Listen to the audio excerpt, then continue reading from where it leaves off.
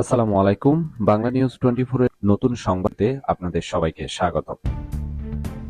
আওয়ামী লীগকে বিচারের আওতায় আনা হোক বলছেন সালাউদ্দিন আহমেদ।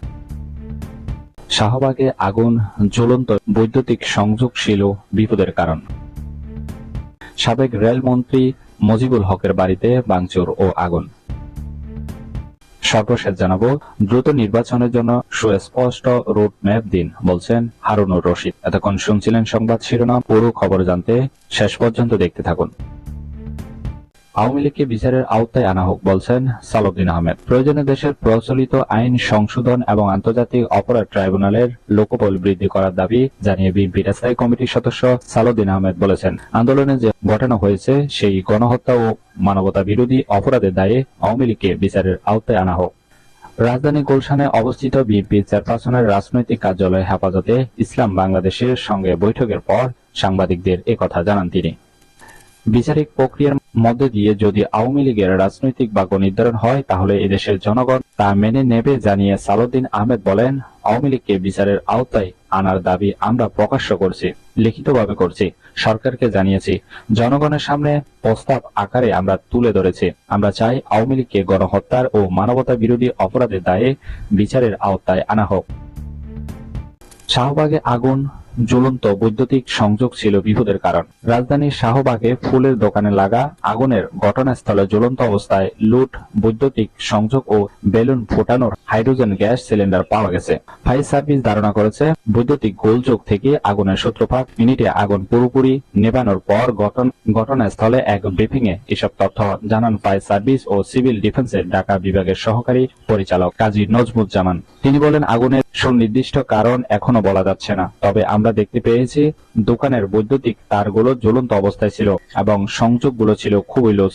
ধারণা করছি বৈদ্যুতিক গোলযোগ থেকেই আগুন লেগে থাকতে পারে। শুরুতে পানির সমস্যার কারণে আমরা হেডকোয়ার্টার থেকে অতিরিক্ত 3টি ইউনিট পাঠাই, ফলে আগুন দ্রুত নিয়ন্ত্রণে আনতে পারি আমরা।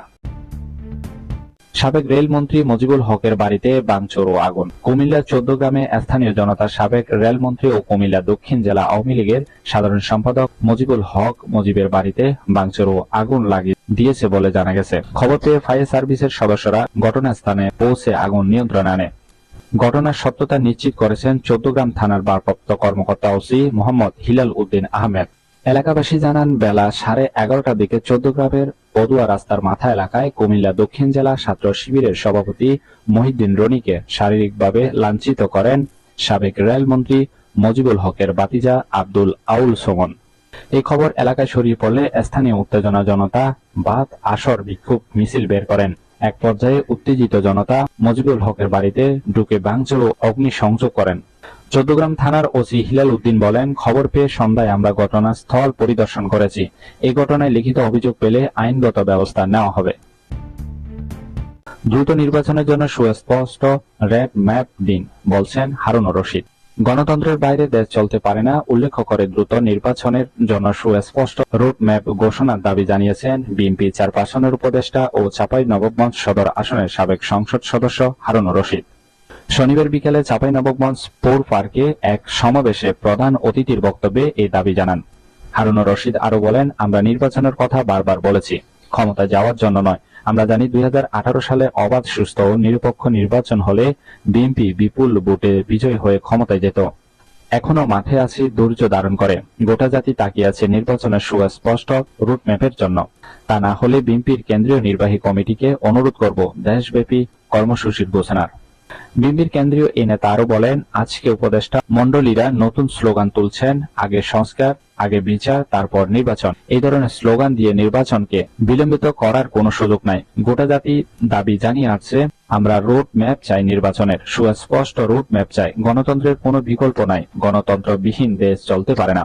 ভোটারদের সতর্ক করে বিএনপির ওই নেতা বলেন, কোনো প্রবলনে পা দেবেন না। তারা জামাত 300 আসনের 3টি আসনও পাবে না, তারা বিরোধী দলও হতে পারবে না।